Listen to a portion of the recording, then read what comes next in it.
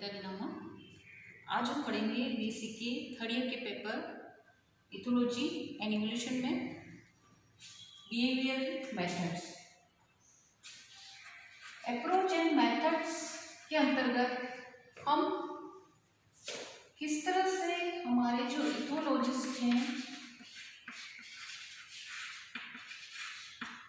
उन्होंने एनिमल्स का बिहेवियर अलग अलग तरीके से किया, जिनमें प्रमुख इथोलॉजिस्ट हैं Karl von Frisch, Konrad Lorenz and Niko Tinbergen. इसके अलावा भी कुछ इथोलॉजिस्ट थे जिन्होंने जानवरों पे अपने प्रयोग किए, जिसमें जेन,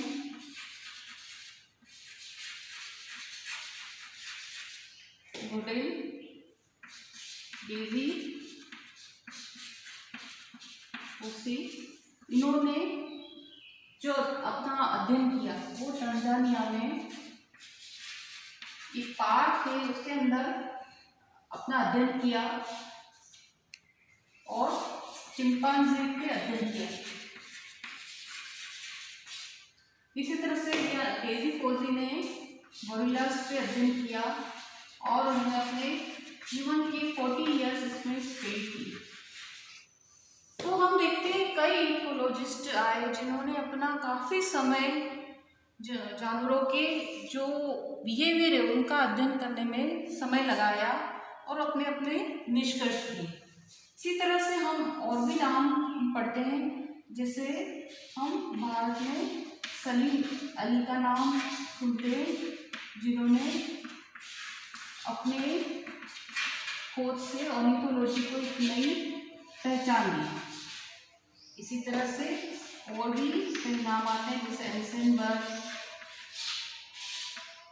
तो इन्होंने फॉरेस्ट में रहकर और अलग अलग बिहेवियर्स पर अध्ययन किया। इन्होंने एनिमल्स लिए,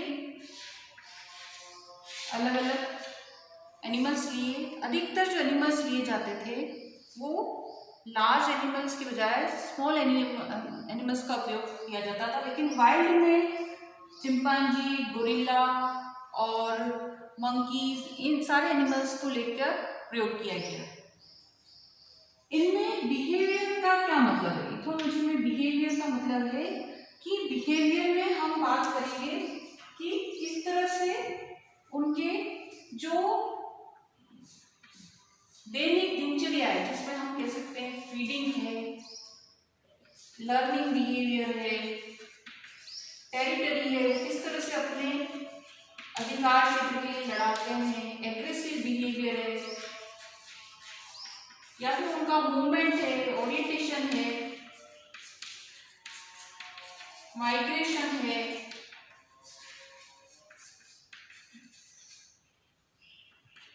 उनका रिप्रोडक्शन का किस तरह से बिहेवियर रहता है, या फिर मदर इन्फेंट का किस तरह से बिहेवियर होता है। कोई ग्रुप होता है जिसमें चाइल्ड केयर कैसे किया जाता है। तो ये सारे जो अलग अलग एक्टिविटीज़ हैं उन एक्टिविटीज़ को अध्ययन किया जाता है और उस अध्ययन के लिए अलग अलग तरीके इसमें उपयोग किए जाते हैं। जिसमें हम जैसे मेथड्स की बात करते हैं तो मेथड्स में हम अलग अलग तरीके से अध्ययन कर सकते हैं। उसमें पहला है इन लेबोरेटरी।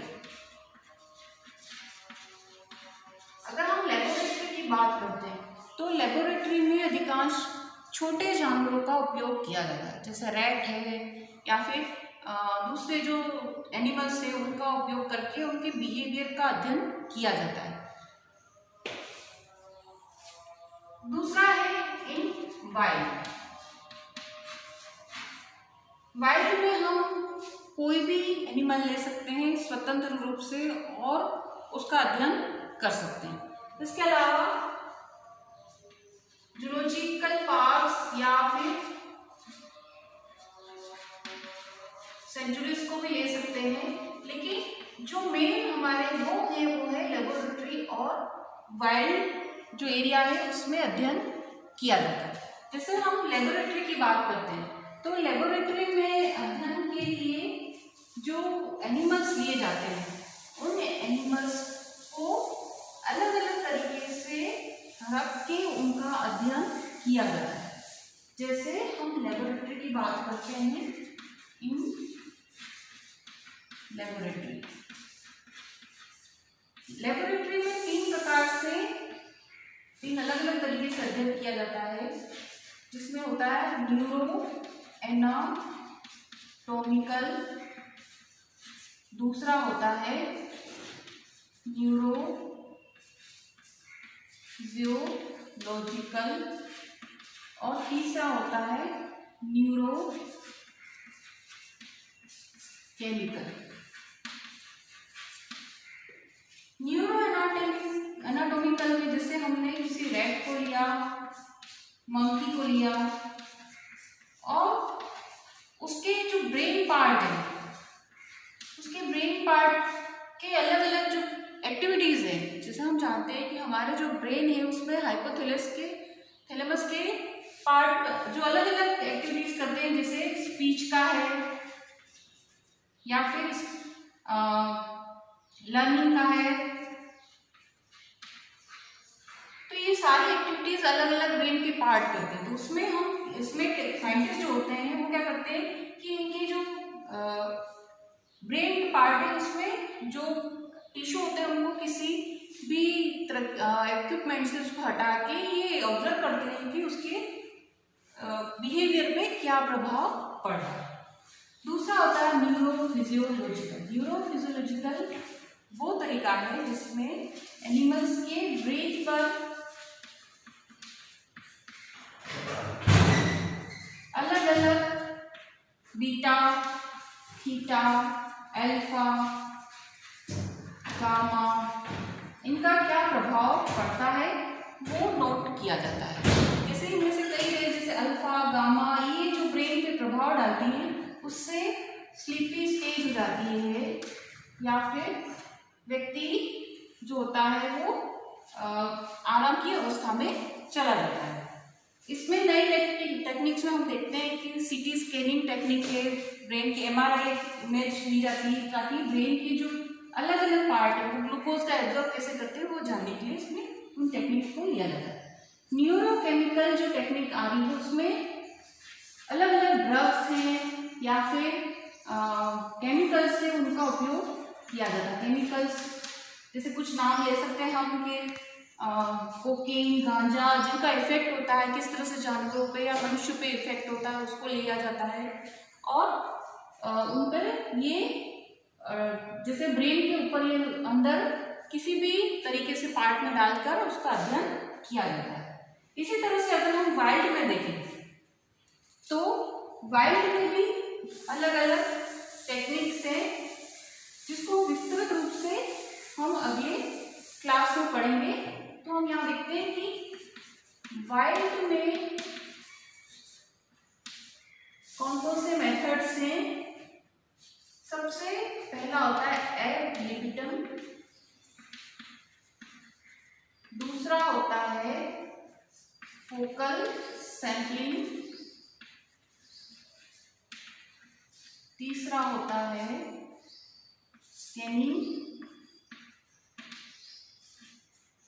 चौथा होता है सीक्वेंस मेथड,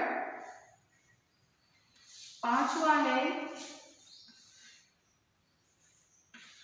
ऑल अकरेंस,